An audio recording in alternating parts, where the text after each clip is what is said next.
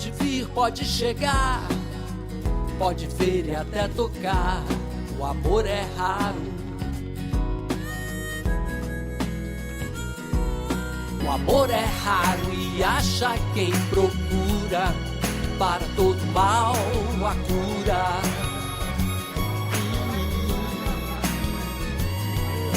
O mesmo sonho raro e real, mais raro é ser igual. Olá pessoal, tudo bem? Eu sou a Lauda Santos, presidente da Amave Raras. Estou aqui hoje para a nossa primeira edição de um podcast que foi criado com o maior carinho e hoje é a nossa primeira edição, O Amor é Raro. Estou aqui com duas mulheres incríveis, mães, médica, profissional da saúde, que vai falar um pouquinho também, elas vão se apresentar. Bem-vinda Lidiane, bem-vinda Marina, fiquem à vontade. Muito obrigada, fico muito feliz com essa iniciativa. Tem tudo a ver com a nossa vivência, né? O amor é raro, mas é diário, é contínuo, é um cuidado lindo, né? Eu sou Lidiane, sou mãe da Larissa, que tem síndrome de Rett, e tem 14 aninhos já, minha princesa. Você, Marina? Obrigada, Lauda, pelo convite, mais uma vez, nós estamos aqui juntas, com a Lidiane também, representando, acho que as mães de todo o país, né? Verdade. Do mundo inteiro, não só do Brasil. Meu nome é Marina Noronha, eu sou mãe de uma criança sem diagnóstico, 16 anos. Estou aí caminhando para ver se consigo fechar um diagnóstico do André. E acredito que vai ser tema do nosso assunto de hoje, né, Lauda? Com certeza. Já não é mais uma criança, né, Marina? Já é uma adolescente. Difícil aceitar isso. São dois adolescentes, né? 14 e 16 anos. Então, quase um jovem. Nós temos já uma longa jornada para compartilhar aqui hoje, verdade. Ai, que legal.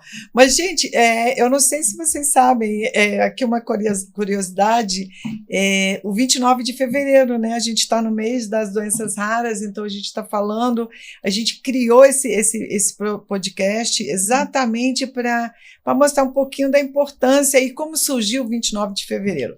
Então, assim, o podcast, primeiro, ele reúne mulheres que vivem, cuidam, pesquisam e lutam pelas doenças raras, que é o caso de vocês. Mas atípicas, médicas, dirigentes de associação, que é o meu caso, que é o seu, né Lidiane? E os pacientes que acabam compartilhando sua rotina diária. Então, eu acho que é super importante a gente falar um pouquinho da importância do nosso podcast. E o mês de fevereiro, gente, a gente tem o 29 de fevereiro, que é o Dia Mundial das Doenças Raras. Ele foi criado em 2008 na Eurordis, que é a União Europeia de Doenças Raras, e eles fazem um trabalho muito legal. Por que lá começou tudo isso? Porque não tinha diagnóstico, não tinha política pública, as doenças raras eram invisíveis, e chega um pouco, né? Um pouco aqui no Brasil, que também a gente teve essa dificuldade, a gente fala de doenças raras há um pouco mais de 10 anos, a partir do momento da publicação da Portaria 199 de 2014. Então, assim, é uma luta que a gente vem já travando já há muito tempo, buscando diagnóstico, já alcançou mais de 100 países, inclusive no Brasil. Então, eu queria dizer um pouquinho para vocês a importância desse 29 de fevereiro, porque é um dia raro, né? Em ano bissexto ele acontece 29 de fevereiro, e não bissexto a gente faz as campanhas de conscientização, a divulgação, a conscientização sobre doença rara no dia 28. Então, era assim um pouquinho para as pessoas entenderem a importância desse nosso podcast no mês de fevereiro. Agora, com vocês, eu gostaria que vocês contextualizassem um pouco como é que é a vida de vocês a partir do diagnóstico. Enfim, conta um pouco da história de vocês aí e como é que a gente pode mudar, no que a política já avançou, o que não avançou. Então, agora a fala é com vocês, que são as mães que enfrentam isso.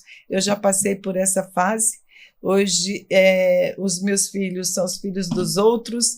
A gente fala de 13 milhões de brasileiros com doenças raras, quase 8 mil doenças. Bom, vamos discorrer hoje, meninas, falando quando o diagnóstico chegou na vida de vocês. O início dessa jornada que vocês não escolheram, como é que foi?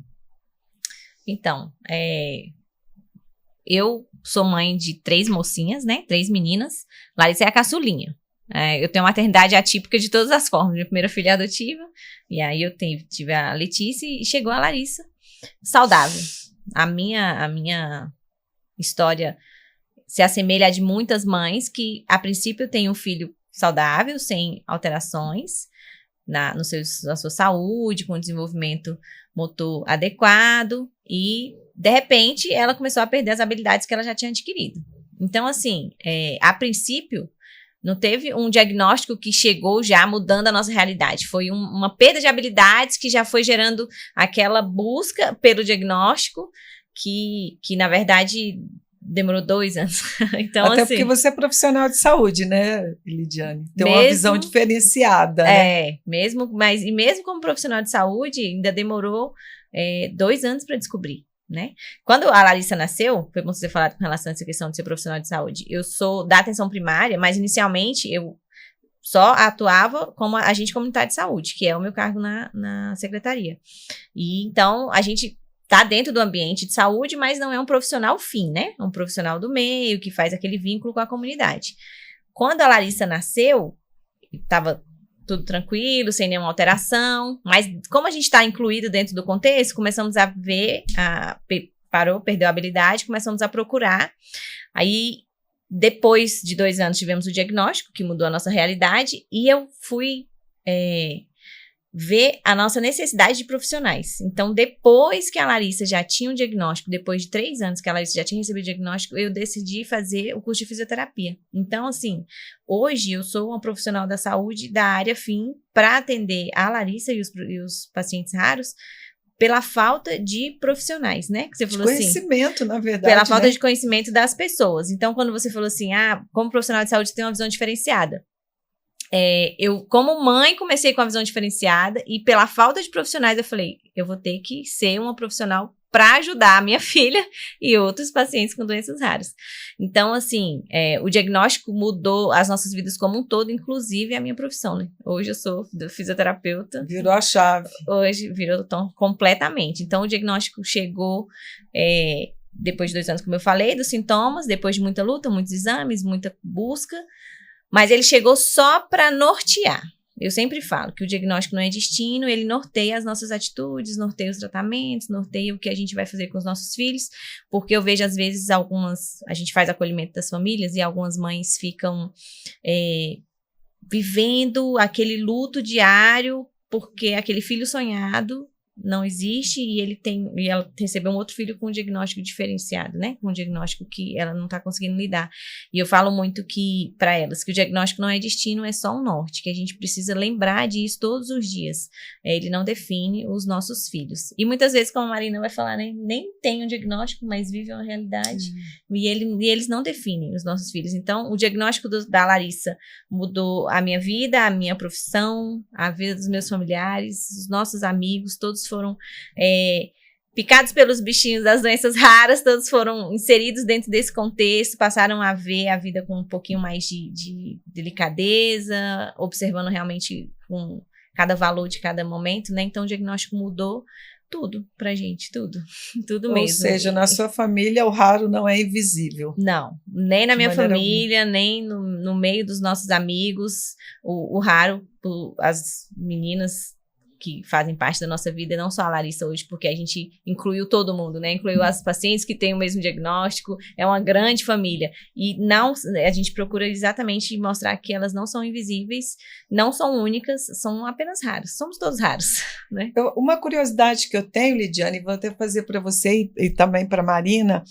Quando você teve o diagnóstico da Larissa, ele veio com prazo de validade vencido também? Porque quando eu tive Laís, a Laís viveria só 5 anos, viveu 27 e faleceu não pela doença, mas ela faleceu por Covid em 2016, que já existia, mas ninguém falava de Covid. Então, assim, a primeira infância para a gente é muito triste, né? Porque a maioria que tem o diagnóstico na triagem neonatal, ele já vem com esse rótulo da incompatibilidade com a vida. Sim. Né? Com você foi desse jeito, RET é triada. Conta só um pouquinho, assim, só para as pessoas entenderem como é que é RET, como é que ela chegou, ou se ela é uma doença que afeta tanto o menino quanto menina, como é que é, um pouquinho rapidamente sobre... Até bom para o nosso público, né, entender que o amor é raro e que a gente está aqui hoje exatamente para falar isso, né? O que é que a gente descobriu essa raridade toda, como é que é a nossa vida, esse transformer. Transformou mesmo, né, Marina? A gente transformou tudo. A Larissa, a síndrome de Rett é genética, rara, né? Acomete mais meninas por ser um cromossomo X. É uma síndrome que tem alteração no gene MECP2. Não, infelizmente, não é triada ainda na triagem neonatal, porque as doenças que são triadas pelo teste do pezinho são aquelas que já existe cura. Então, a síndrome de Rett ainda não tem. Temos muitos estudos em andamento, muitas pesquisas, já uma medicação que ajuda a controlar sintomas. Então, nós temos esperança de que vai mudar esse contexto, essa nossa realidade. Não Mas, é infelizmente, cura, né? É o tratamento. O tratamento e a qualidade de vida, né? Sim. Mas, infelizmente, ela veio, sim, com um prazo de validade, como você falou, né? Quando eu recebi o diagnóstico, ela tinha 3 anos. Larissa viveu sem nenhum sintoma até 1 ano e 2 meses. A partir de 1 ano e 2 meses, começou a apresentar as perdas das habilidades. Passamos 2 anos em busca, então ela já tinha 3 anos quando recebemos o diagnóstico, setembro de 2015. Recebemos o diagnóstico de Larissa. Ela já tinha 3 anos, quase 4, que ela faz em dezembro, né, aniversário. E a médica falou, leve sua filha para casa. Totalmente desumano o diagnóstico. A gente luta, inclusive, uma das nossas pautas é o diagnóstico humanizado. Porque imagina uma mãe receber uma sentença de morte para o filho. Porque o diagnóstico não precisa ser uma sentença de morte, mas muitas vezes é assim que alguns profissionais que não conhecem bem apresentam, né? É nesse caso onde o laudo vira importância, né? Exatamente. O laudo vira mais importância do que o cuidado. É onde o sistema erra. Muito Nós mesmo. vamos chegar lá. Porque falou para Larissa leva ela para casa. Síndrome de Rett não tem cura. Você pode levar a Larissa para casa. A gente vai dar alta, porque normalmente o tempo de vida é até os 6 anos. Então leva ela para casa, aproveita, curte sua filha enquanto ela estiver aqui com a gente. Eu falei, doutora, mas eu já tinha lido, né? A partir do momento que surgiu a suspeita, eu já fui estudar sobre. Sempre fui muito estudiosa. Antes da Larissa, eu era matemática. E entrei no Secretaria de Saúde para atenção primária. E depois virei fisioterapeuta. Minha amiga fala que eu tenho N profissões, porque eu sempre gostei de estudar. Então, quando eu soube a possibilidade, eu fui estudar. E aí, eu debati a médica exatamente no mesmo momento. Falei, doutora, a senhora está enganada. Porque eu li que a síndrome de Rett... Pedi desculpa, né? Falei, a senhora está enganada. Porque a síndrome de Rett, apesar de ser uma síndrome genética rara que não tem cura, a gente pode dar qualidade de vida para os nossos filhos. Então, ela precisa fazer fisioterapia, fono, TO, precisa de estímulos para poder ela conseguir, e pode viver muitos anos. Eu li que tem pessoas que vivem mais de 20 anos, e isso lá em 2015. Hoje a gente já teve brasileiras aqui, uma em São Paulo, a Patrícia que já faleceu, mas já viveu mais de 60 anos. Então, assim, o tempo de vida dos nossos pacientes raros não é determinado pelo diagnóstico, é determinado pela qualidade de vida que eles recebem, pelos tratamentos que eles recebem. E aí... questionei ela falou, mas nós não atendemos. A Larissa está de alta e levou para casa. Então, eles não deram continuidade no tratamento, deram um diagnóstico desumanizado, né, de uma maneira inadequada, e não encaminharam para um centro de referência de doenças raras. Então, assim, foi totalmente...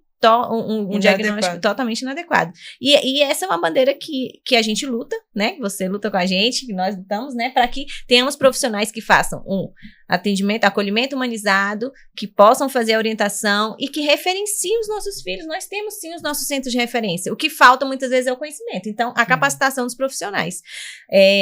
Mas, Lidiane, não é só isso. Eu acho assim, o diagnóstico, ele faz com que a gente vire uma leitora voraz, né?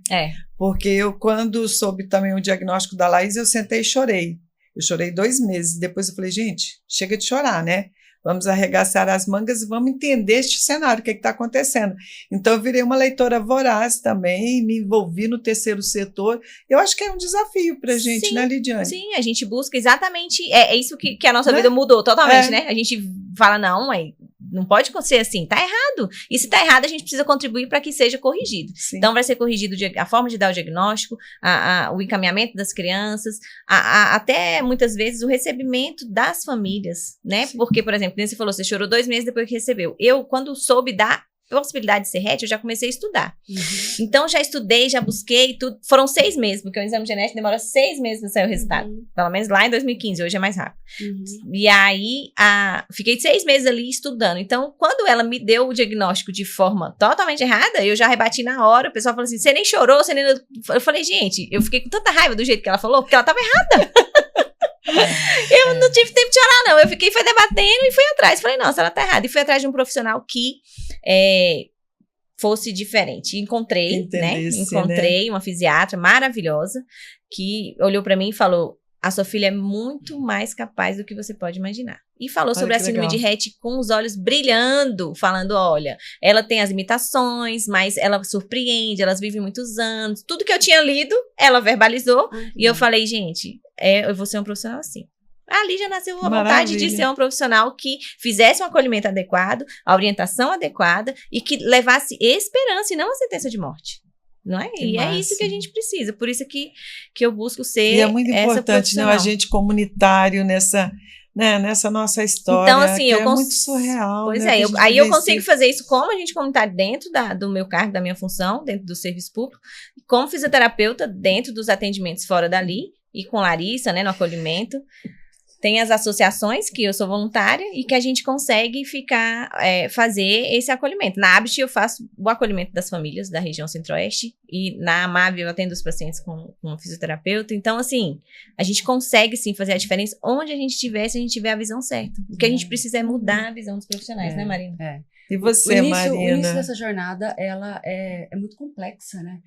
Eu sempre falo que esse contexto de receber o diagnóstico, porque assim, na verdade, você não está preparada para... O seu roteiro de maternidade já começa sendo outro. Você se prepara para um roteiro de maternidade típico. E quando você recebe o diagnóstico, você recebe um diagnóstico que não está nos livros. Você recebe um roteiro diferente. Então, você vai ter que mudar todo o seu percurso. Quando eu me preparei completamente para ser mãe. Eu li todos os livros, os melhores livros de pediatria. Eu aprendi a fazer Chantala. Eu comprei livros de nome. Eu tracei toda a infância do André. E quando você recebe o diagnóstico, a primeira coisa, por que isso está acontecendo comigo? Ou por que está acontecendo com meu filho? Aonde foi que eu errei? Então, você tenta buscar um culpado. Isso é um castigo de Deus. Você tenta buscar um culpado. E, sabe, mas também, em contrapartida, você descobre algo jamais imaginável dentro de você.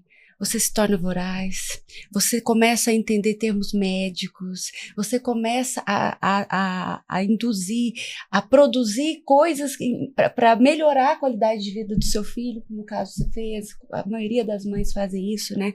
Então, assim, a dor, não é que ela deixa de existir, mas você torna aquela dor em propósito. A gente ressignifica a nossa gente ressignifica. Às vezes as pessoas olham pra mim e falam assim, nossa, como você é forte, como você dá conta de tudo, mas eu não dou conta de tudo. A dor permanece aqui. Você tem uma força invisível. Exato, porque se a gente vive a dor... porque se a gente vive a dor, né, Lidiane, nossos filhos não vão evoluir.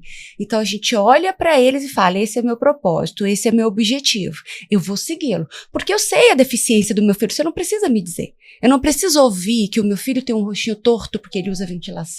Eu não preciso ouvir isso.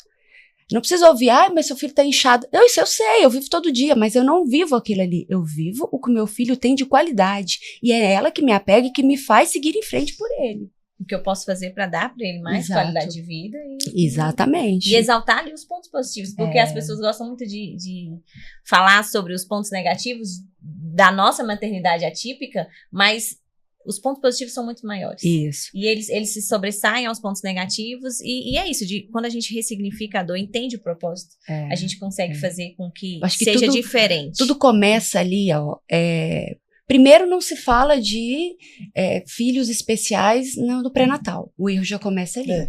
Sabe? Parece que é um tabu. Não pode ser falado esse assunto, ele não pode vir aqui, porque por que eu vou preparar uma família para... Não tem um histórico familiar, né? Então, por que eu vou preparar essa família para algo que não está muito raro acontecer? Mas precisa dizer das possibilidades. Isso é preciso falar, esse tabu precisa ser quebrado. É necessário. Então, nisso daí, qual a opinião de vocês? No que o sistema evoluiu e no que ele deixa a desejar? O sistema acerta quando ele tem uma escuta qualificada, ele acerta quando ele não valoriza um laudo e trata o paciente. O sujeito, né? Exato. Ele acerta, por exemplo, quando a equipe olha para a família e deixa de olhar para a doença, quando eu acolho toda a família, não só aquela situação. Sabe, eu esqueci o laudo e vou tratar o paciente, tudo bem, o laudo tá demorando, igual você comentou, demora 6 meses, agora reduziu, tá ok. A gente já sabe que tem algum problema genético ou não genético, pode ser um imunológico, que se torna uma doença rara também. Mas vamos tratar agora. O que a gente precisa fazer? Então, o sistema, ele precisa acertar nesse ponto. Atenção primária. Quem que está atendendo primeiro? O assistente que tá, o técnico que está ali, é o enfermeiro. Então, o sistema acerta quando ele faz isso, quando ele tem essa escuta qualificada. E a mãe, ela traz todas as informações. O erro está ali, onde o médico não tem uma escuta qualificada. Ele acelera o processo de atendimento. Mas é nem isso, às vezes ele assim, você que convive com a criança, com seu filho no dia a dia, você tem, sabe, né? Você tem todas as especificidades, você consegue chegar e relatar como é que é aquela criança e tal para o médico, e o médico te chama de louca. Eu tive casos assim na associação que as mães chegavam chorando, sem fechar o diagnóstico, e chegava lá, gente, eu fui no médico, o médico acabou com a minha, sabe, falou que eu era louca, que eu tinha que procurar um psiquiatra, que não era nada disso, que eu estava procurando doença no meu filho que não existia, e depois a criança, sabe, De só fato, piorando. tinha um diagnóstico. Exato, entendeu? Então, assim, eu acho que essa falta de humanização do médico, do profissional, eu até entendo também, porque no SUS é exigido que eles atendam um número X de paciente por dia. Eu sei que o tempo é muito pouco, o sistema é muito falho nesse sentido. Quando eu falo nisso, que assim, no que o sistema erra, é nessa exigência do quantitativo, sabe? Não da qualidade, como é que ele vai atender aquele paciente. Se tem um paciente que eu possa atender rapidamente, eu como profissional da saúde, ok, mas tem outro que eu tenho que demorar mais tempo, fazer uma anamnese mais pontual. Detalhada. Mas você né? entende também que a população, ela está sendo mal educada nos atendimentos da atenção primária? Porque, olha, eu tenho um paciente, eu sou ali médica, estou atendendo na atenção primária. Eu pego um caso atípico, por respeito também a quem está esperando atendimento, pessoal, eu estou aqui com atendimento, é um atendimento que vai demorar um pouco mais, eu espero a compreensão de vocês. Eu acho que isso ameniza também a situação. Acho que falta essa comunicação também. Porque aí o sistema acerta. Essas tentativas não existem. É onde você falou, onde o sistema erra. Exatamente isso. Na falta de enxergar a individualidade do paciente. Cada paciente é único. Independente de ser raro ou não. A individualidade do paciente faz toda a diferença. Às vezes nós temos pacientes que não são... O DNA não se repete, né? Exato. Nós temos pacientes que nem têm uma doença rara, mas ele tem uma metabolização medicamentosa diferente. Então, assim... Para todo mundo eu prescrevo 10 miligramas, para aquele paciente que já me relatou que com 10 miligramas ele não fica bem, eu tenho que baixar a dose, porque todo mundo dá certo. Não, o paciente é único, a individualidade do paciente existe. Então, o sistema erra em não enxergar o paciente único, na sua individualidade, raro ou não, é um erro geral. E na celeridade, que nem você falou, os atendimentos muito rápido, né? Muito sem ter uma visão mais adequada. E sem observar, eu penso que a capacitação tá falha, principalmente quando você fala sinais e sintomas. Sinais e sintomas de que tem alguma coisa errada. Teve uma capacitação há pouco tempo no meu trabalho, que uma médica imunologista teve lá e falou, um paciente, uma criança que volta para você 3 a 4 vezes no ano, com amidalite, com faringite, com queixas respiratórias. Alguma coisa está errada. Você vai segurar esse paciente aqui? Você tem que encaminhar ele para um pediatra, que depois provavelmente vai encaminhar ele para um alergista, para um imunologista. Então, muitas vezes, precisa dar um start no profissional para ele falar, realmente, esse paciente vem para mim de 4 a 5 vezes no ano com uma queixa respiratória, com amidalite, com uma mulher vem recorrente, né? Com infecção de urina recorrente. Você vai segurar essa paciente, não vai investigar, encaminhar para um profissional do seu segundo setor, né? Então, assim, na verdade, o sistema falha nisso, em olhar o paciente na sua individualidade, na brevidade e não olhar sinais e sintomas específicos. Colocar todo mundo no mesmo bolo, tá errado. É fazer a família lutar sozinha, né? Exatamente. Porque aí você completa tudo. Fazer a família lutar sozinha. Erra quando é muito burocrático, erra quando é demorado, erra quando a família tem que implorar por um exame, erra quando não encaminha, sabe? Então, é deixar a família lutar sozinha. Às vezes erra até na leitura do resultado do exame, né? Exatamente. E a gente Mas sabe o disso. médico tem uma vaidade. existe uma vaidade. Eu não peço opinião, não peço ajuda. E isso tem que ser quebrado. Tem que mudar. É uma cultura que mudar. precisa ser mudada. É uma E o que o cultura. sistema tem acertado? Eu vejo muito dentro. Uhum. Eles estão... o atendimento humanizado tem sido muito incentivado. Uhum. Apesar de não ser uma cultura Uhum. que vem de muitos anos, Uhum. hoje eles estão falando muito sobre atendimento humanizado em todos os setores da atenção primária. Então, o agente de saúde, que sou eu, faço atendimento humanizado, a técnica de enfermagem, o enfermeiro, o médico, essa cultura tem sido sim. Então eu vejo um acerto do sistema. Só que ainda não, apesar de ter sido incentivado, não está sendo cobrado, não está sendo muitas vezes capacitado o profissional para fazer um atendimento humanizado. Porque você tem um profissional antigo que não teve essa cultura de atendimento humanizado. E aí hoje quer inserir, então você tem que capacitar. Então a gente precisa de capacitação de todas as formas, né, no setor. Gente, é muito raro a teleconsulta. Eu fico numa dúvida muito grande, e vou dizer por quê. Eu fui visitar o Centro de Referência em Doenças Raras em João Pessoa. Eu achei muito legal, porque uma médica geneticista, já igual a doutora Terezinha, aqui em Brasília, já é uma senhora, ela atendeu o paciente, daqui a pouco, menina, ela estava sentada com o paciente num banquinho lá no corredor e vários outros profissionais junto com ela, estudando o caso daquela criança. Sim. Eu achei, assim, fantástico. Então, me preocupa muito a teleconsulta para o paciente raro. Mas qual a opinião de vocês? Você, Marina, mudou sua vida, se formou em medicina, a Lidiane em fisioterapia, então assim, e coincidentemente, vocês duas são crianças em home care. Fala um pouco dessa dificuldade que vocês têm nesse cuidado de home care, de colégio, em período, né, de escolar dessa criança, como é que é socializar, como é que é socializar essas crianças de home care. Esses enfrentamentos que vocês passam, eu acho que o pessoal, nossos seguidores que vão acompanhar nosso primeiro episódio do Amor é Raro, acho que eles precisam muito entender o que uma mãe atípica vivencia, né? As dificuldades que vocês têm no dia a dia, enfim, a gente fala de tantas coisas, a gente fala do sistema e tudo, mas o sistema vivência, não né? E o sistema, gente, não é só a consulta, não é só o diagnóstico, olha o tanto de coisa que tem por trás disso. Então fala um pouquinho pra gente, assim, vocês, a experiência de vocês. Vou falar sobre a teleconsulta, mas como mãe, não como médica. A forma como nós conduzimos as doenças raras no Brasil, a demora no diagnóstico, a falta de profissional capacitado, nós temos poucos geneticistas no Brasil, isso é fato.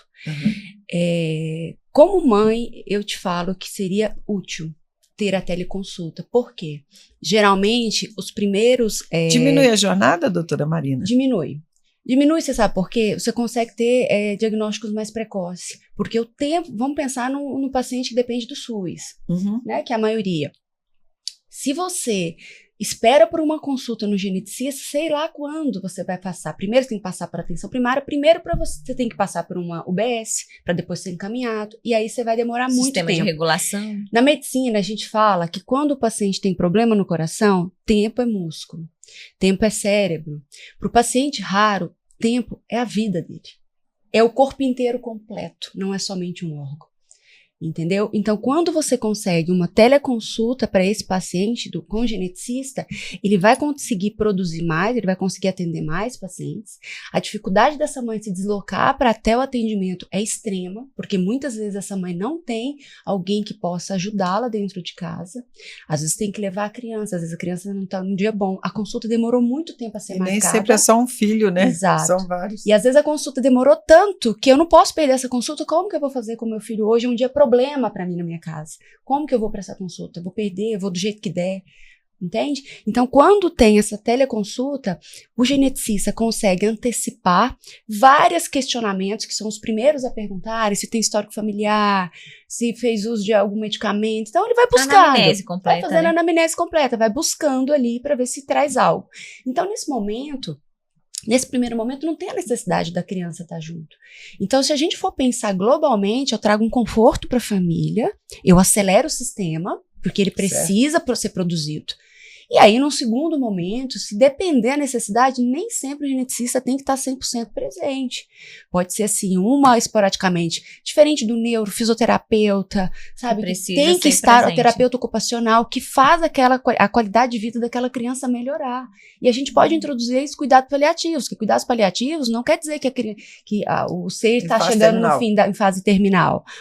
É a qualidade de vida. É a qualidade de vida para o então, paciente que tem uma enfermidade que não tem cura. Exato. Larissa, 14 anos, vivendo com qualidade de vida dentro das limitações que a síndrome de Rett trouxe para ela. As pessoas precisam entender.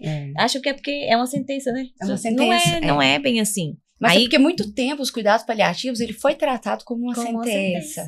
Então ele mudou muito, né? Os estudos mostraram que se eu trato bem esse paciente, se eu consigo globalmente cuidar do paciente por um todo, não só da doença, eu trago uma expectativa de vida grande para esse paciente. A minha visão da teleconsulta, eu concordo com a Marina, que vai reduzir a fila e que vai trazer para as famílias um diagnóstico mais rápido, só que eu bato na tecla da capacitação, porque eu vejo muito, não adianta criar um sistema, por exemplo, o Ministério, criar um sistema de teleconsulta para dar uma celeridade nos atendimentos, para diminuir a fila da regulação de tantas mil pessoas. O Brasil é um país continental, enorme. Sim. Nós temos municípios distantes, pessoas que precisam lá do norte, precisam atravessar de barca para poder conseguir chegar na consulta. A teleconsulta vai ser boa? Vai ser excelente. Mas nós precisamos ter... Não, eu tenho pacientes com síndrome de Rett no interior do Nordeste que tem uma dificuldade imensa de conseguir chegar, só que eu preciso de profissionais capacitados. Não adianta eu querer inserir uma teleconsulta sem capacitar o meu profissional. Sim. Porque aí você vai estar só botando a fila para andar e não resolvendo nada na vida do paciente, sem qualidade. Então, teleconsulta ajuda, é excelente, concordo com ela plenamente, mas eu preciso de profissional capacitado. Sim. Não adianta só querer andar com a fila. Tem que ter qualidade em então, todos os sentidos. Tem que ter um equilíbrio aí na consulta, na teleconsulta, no profissional que está atendendo. Exatamente. E até mesmo em quem está relatando, né? No familiar que está relatando o histórico, né? E a gente cai em uma outra coisa que precisa ser corrigido dentro do SUS como um todo. O prontuário. O prontuário daquele paciente da teleconsulta, quem vai ter acesso? O meu médico precisa de um sistema unificado onde o meu médico da atenção primária, que encaminhou aquele paciente para o geneticista, consiga ver lá no prontuário, olha, meu paciente foi consultado um geneticista, o geneticista escreveu isso. Hoje os sistemas não conversam. Então, a gente precisa, a tecnologia está aí, avançando a cada dia, e a gente não consegue ter um prontuário universal. A gente não consegue ter um prontuário que o paciente, o meu médico da UBS, que encaminhou o paciente, consiga ver numa reunião de equipe, por exemplo, que vai discutir, o paciente fulano de tal foi encaminhado, até hoje não foi chamado. Não, deixa eu olhar no prontuário. Aí abre o prontuário e tá lá, não, o geneticista chamou, isso. Pronto, a equipe sabe que aquele paciente foi encaminhado e está sendo direcionado. Como hoje isso? Aqui no DF nós temos milhões. Nós temos um prontuário na atenção primária que não conversa com o hospital. A gestante faz o pré-natal na UBS, vai pro hospital e o hospital não consegue ver o prontuário que o médico escreveu. Ainda precisa estar tudo escrito à mão no cartão de gestante para que o hospital consiga saber o que aconteceu naquele pré-natal. Então, assim... A telemedicina é excelente, mas a gente precisa de uma tecnologia adequada, um prontuário unificado e profissionais capacitados. Então, a gente entra num ponto bem crítico, né? Não adianta só atender. E depois que a gente sai desse ponto de partida, de saber o diagnóstico, o filho nasceu, ver o diagnóstico, nós como mães, momentaneamente, nós precisamos, a situação está ali, nós precisamos encará-las, se redescobrir, né? Redescobrir você como pessoa, como mãe, como ser humano. Ressignificar, na verdade, sua vida, né? Exato. Tudo. E aí, sim, beleza, passou essa fase, já tá uma fase de aceitação, a fase de luto já tá no final. E agora, meu filho tá crescendo. Como vai ser daqui pra frente? Né? Então, vamos falar várias vertentes. Tem crianças que têm o cognitivo preservado, que têm capacidade de ir para a escola, outras têm um cognitivo preservado, mas não tem como ir para a escola, mas tem como ser alfabetizada. Como é que essa criança vai ser alfabetizada? Então, como é que nós vamos entrar ali para ajudar essas crianças. E tem, infelizmente, as crianças que não têm o cognitivo preservado, que não tem como ir para a escola. Mas nós temos os terapeutas ocupacionais, que podem estar fazendo atividades lúdicas para essa criança, para ela ter uma melhora também na qualidade de vida. Então, quando a gente fala do ponto, no meu caso, né, que o meu filho vai para a escola, é um novo desafio. Então, a idade dos nossos filhos vai chegando e nós vamos enfrentando novos desafios. E a gente tem que se adaptar. A gente não tem outra escolha. Eu vou por esse caminho, não tem esse caminho. O caminho ou vai esse pelo aqui. amor ou vai pela dor, né? Não tem Exato. como, né? E você é cobrado. Por muitos anos eu consegui levar o meu filho dos 2 anos até a pandemia para a escola. Ia crucialmente todos os dias, ele não tinha horário especial. Ele ia dentro do horário dele, ele entrava 1h, saía 5h30, 6h. Eu ficava o dia todo lá, abri mão do meu trabalho, de tudo, para estar com o André acompanhando ele. Chegou a pandemia. Ou seja, você praticamente se matriculou junto com o André. Junto com o André, levava a minha pequenininha junto. Levava um tapetinho, sentava na salinha e ficava com ela lá, dava de mamar, passeava à tarde, levava o lanchinho e era o dia todo na escola. Literalmente me entreguei aos cuidados dele e levando a Alice comigo. Ok, entrou a pandemia, vamos fazer agora aulas online. Tá, e quem vai ficar com o André 5 horas em frente ao computador? Impossível, não se planejou sobre isso. Não tem estratégia para os pacientes com algum diagnóstico. Uma criança autista, por exemplo, como que fica 5 horas em frente ao computador? Sem condições. Então não teve esse cuidado em relação a essas crianças. Eu acho que tudo foi muito brutal na nossa vida, né? A gente foi entubado com uma mudança no geral na nossa vida. Sem sedação. Exatamente. Sem sedação. Exatamente. E vai. Exato. Gostei dessa, Gente, verdade. eu falo porque a gente enfrentou uma situação assim, a gente... Tá, e agora? O que a gente vai fazer com o paciente? Como é que fica tudo isso, gente? Você tem uma linha de cuidado toda estruturada, tudo certinho, maravilhoso e tal. Aí, de repente, que ele dá uma guinada, não de 360 graus, senão a gente voltaria para o mesmo lugar, mas de 180 graus, e você fala assim, meu Deus do céu, qual o próximo passo de tudo isso? Então... A nossa rotina como um todo, que a Marina falou, ela é muito voltada em função dos nossos filhos, né? As mães, as famílias atípicas, as mães, a gente ajusta a nossa rotina, a nossa vida. Nosso dia depende do dia deles, né? De como eles acordam. Exatamente. Então, eu não consigo ter uma rotina também no meu trabalho. O André tá bem nada. Agora, nada, o André tá bem, eu vou. Então, os imprevistos o tempo todo acontece. E eu acho que as pessoas têm que ter essa sensibilidade, sabe, Lauda? Eu não posso cobrar dessa mãe. Eu não posso exigir que ela tenha esse script igual à população típica. Não, eu sempre falo pro pessoal, hoje eu saí do meu trabalho e falei, gente, isso, conversando lá com os colegas, aí amanhã tem isso planejado, já deixei, por exemplo, a gente tem coleta de exames amanhã cedo com os pacientes acamados, deixei tudo certinho, falei, ó, Lidiane, você vai? Gente, eu tô deixando tudo certo, agora se eu vou estar amanhã, é outra história. Só amanhã que a gente vai saber, porque lembra, é um dia de cada vez.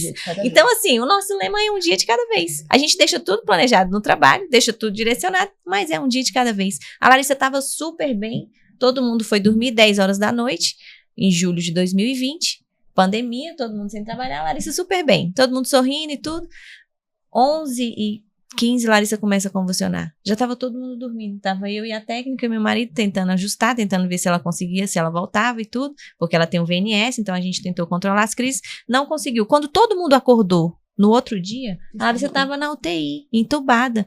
Lidiane, cadê a Larissa? O que aconteceu? Então é um dia de cada vez, gente. Às 10 horas eu me despedi de toda a minha família, meus irmãos, minha mãe, porque a gente mora perto e tava todo mundo ali junto. Todo mundo deu tchau pra Larissa. E no outro dia de manhã, a Larissa estava internada, entubada no UTI, sem saber se ela ia acordar, porque ela tinha tido mais de 30 crises convulsivas sequencial. Então a nossa vida, mais de 30, a nossa vida é um dia de cada vez. Então assim, a gente tem, em maio de 2020, foi o último aniversário da minha filha Letícia, que a Larissa tava sem traqueostomia. Então a gente tem essa foto do aniversário dela de maio, lá na parede de casa, porque foi todo animado sem a traqueostomia. Depois, os próximos aniversários foram sempre a Larissa com a traqueostomia, entendeu? Então, assim, a traqueostomia foi uma decisão que salvou a vida dela, mas mudou também toda a nossa rotina, porque aí vem o home care, que aí a Lauda falou, e o home care? A nossa vivência de home care. A gente tem que ajustar toda a nossa casa para receber receber vários, porque nós temos o pessoal da enfermagem que nos ajuda.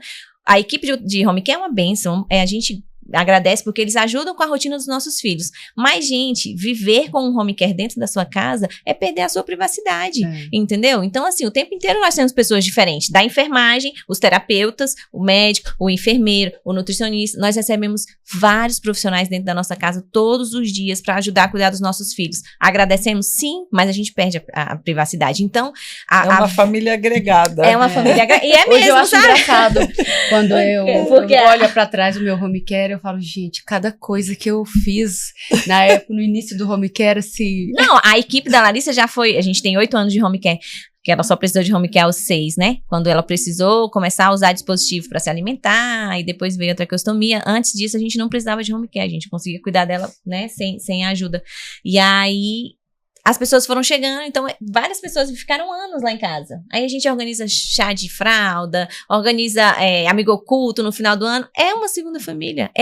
Eu falo que é a grande família da Larissa. A gente tem a grande família. Lidiane, isso quando você dá sorte de ter profissionais Isso, capacitados. Isso, aí e hoje... quantos não? Exatamente, aí são 8 anos de home care. Aí a gente depara o quê? Aí o profissional vai tendo outras oportunidades. Todo mundo quer evoluir. E aí vai evoluindo profissionalmente.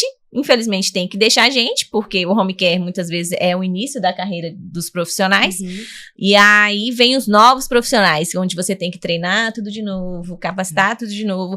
Quantas noites já fiquei treinando profissional? Por quê? Porque a noite é a hora que ela mais toma remédio para controlar a crise. Se ela tiver crise, tem que saber lidar. Então, quantas noites a gente já perdeu sem dormir para poder cuidar, ensinar o profissional como cuidar dos nossos filhos, e no outro dia a gente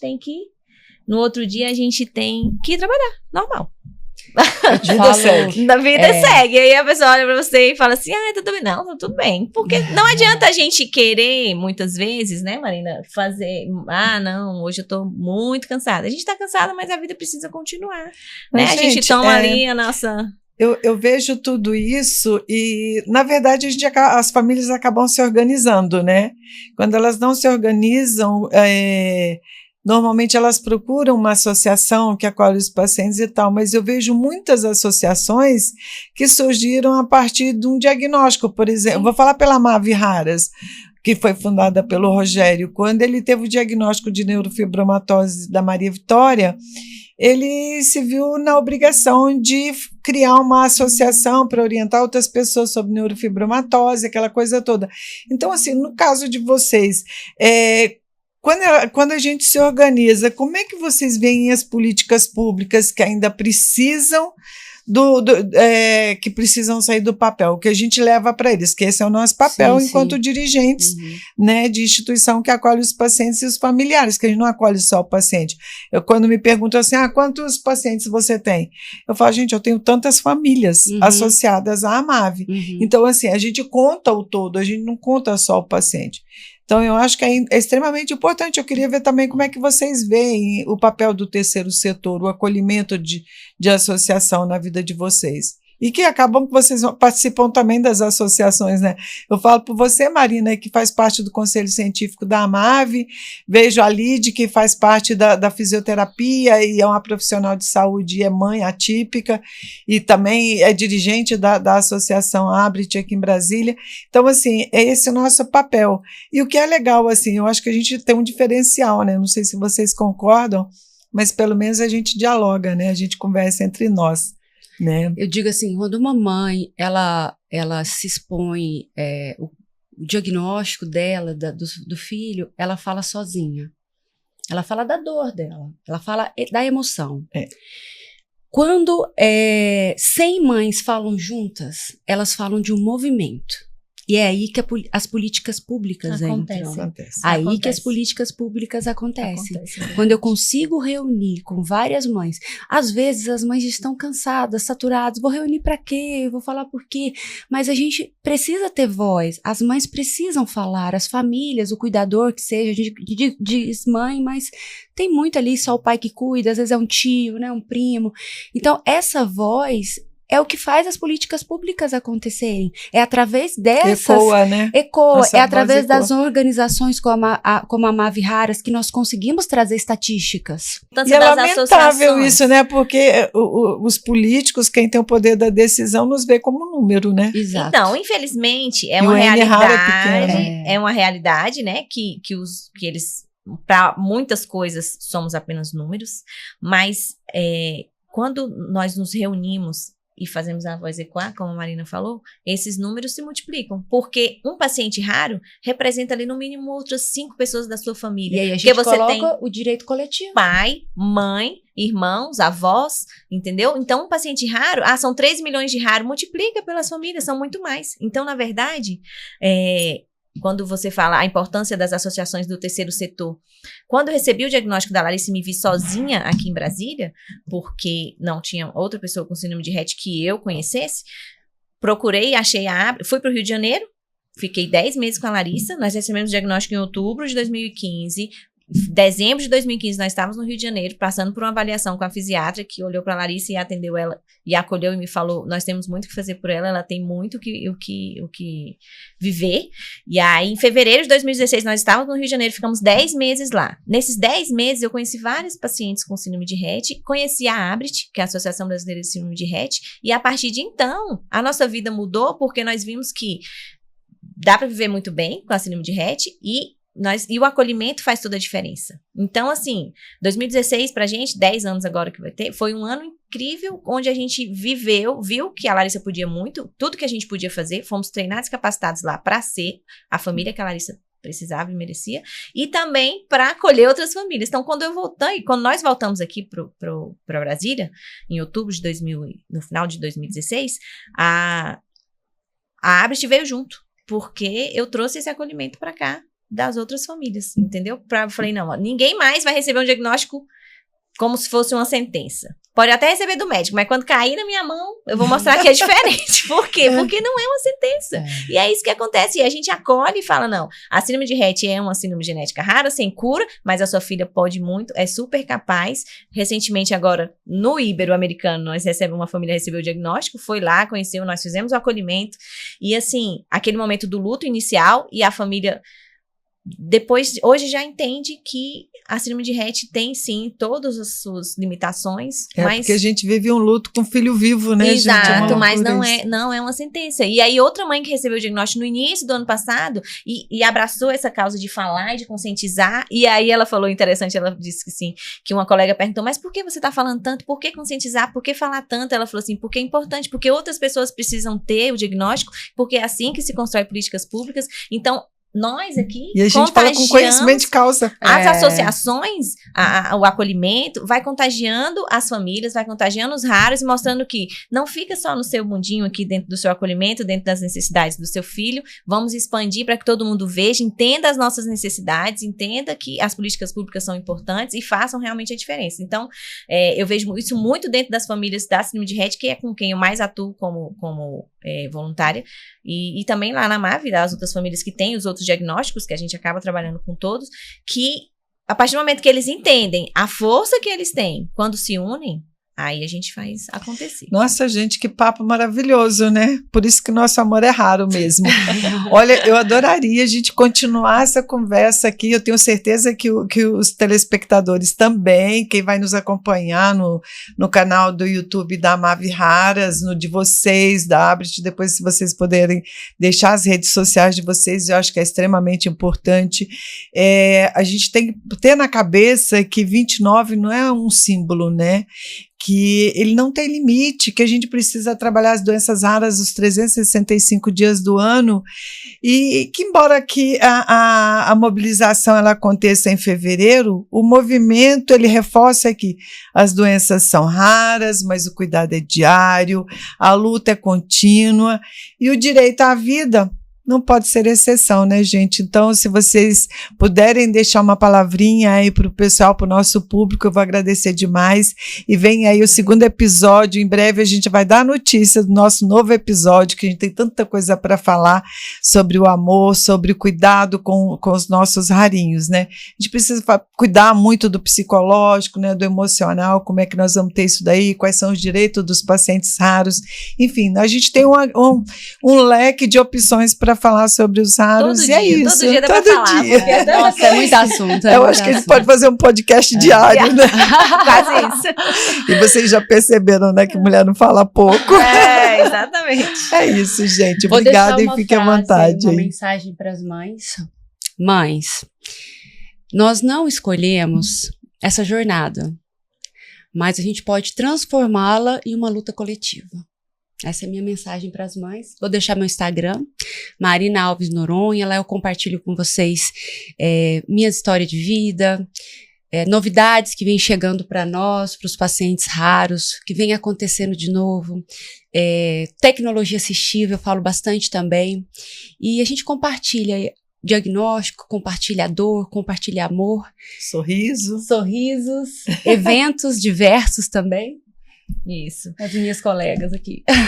Nós somos, vocês estão conhecendo um pouquinho, né, da nossa turma. Nós somos várias mulheres empoderadas e que, apesar de terem recebido um diagnóstico dos filhos, não viram como sentença, não viram como sentença, viram como um propósito, né? Os nossos filhos a gente viu como um propósito, entendemos que, de fato, fomos escolhidos para viver um propósito e para levar para as outras famílias uma visão diferente do que tem sido, do que é a vivência atípica, né? Muitas vezes as pessoas colocam como algo limitante, mas na verdade é um mundo imenso de possibilidades, onde a gente se reinventa, onde a gente se ressignifica, onde os nossos filhos, muitas vezes, a minha não fala, mas sem nenhuma palavra ela já tocou muitas pessoas, já falou muito de Deus, deu muito testemunho dos milagres diários, que é a vida, né? Sim. A vida é um milagre diário. E eles fazem E acho que nós somos muito escolhidas por Deus, né, gente? Porque a gente teve essa oportunidade de ter nossos filhos, que chamam de atípicos, mas a gente aprende muito, né? Todos os dias a gente não aprende é uma só lição. com eles, a gente aprende com todo esse universo que a gente transita, né? Desde da criança que tem a doença, a um político, a um governo, enfim, a gente está sempre transitando nesses caminhos, nesses corredores da vida em busca de direitos para eles. Então, acho que isso é extremamente importante. E eles contagiam tanto que as pesquisas têm aumentado. A gente tem visto que as pesquisas têm aumentado. Hoje nós temos uma pesquisa para síndrome de Rett no Brasil, em Fortaleza. Os nossos olhos brilham e enchem de esperança, porque é importante falar, porque as pessoas vão conhecendo, vão se interessando, vão pesquisando e vão E a gente precisa muito de pesquisa, né, gente? Eu acho que o governo precisa pensar muito na pesquisa. Mas está melhorando. E eu acho que é um ponto para o nosso podcast futuramente. E vamos avançar mais ainda. Falando do nosso amor que é raro, nós vamos alcançando políticas públicas, pesquisas e vamos aumentando a esperança. Gente, obrigada de coração. É muito bom estar com vocês, de falar um pouquinho com vocês, de aprender com vocês. A gente nunca sabe tudo, né? E cada pessoa que chega com uma informação diferenciada, a gente aprende. E eu sempre saio melhor. Quando eu chego nos lugares, eu saio sempre melhor do que eu cheguei. Então, isso é importante. Obrigada de coração. Vamos para o próximo episódio do Amor é Raro. Nós que agradecemos, né? E o amor é raro mesmo. Obrigada, Laura. E vamos juntos sempre. Obrigada, gente.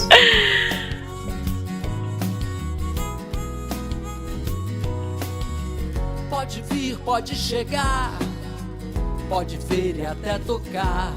O amor é raro.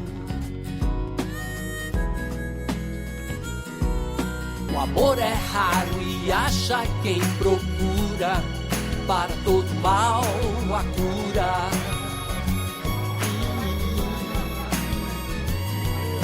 O mesmo sonho raro e real, mais raro é ser igual.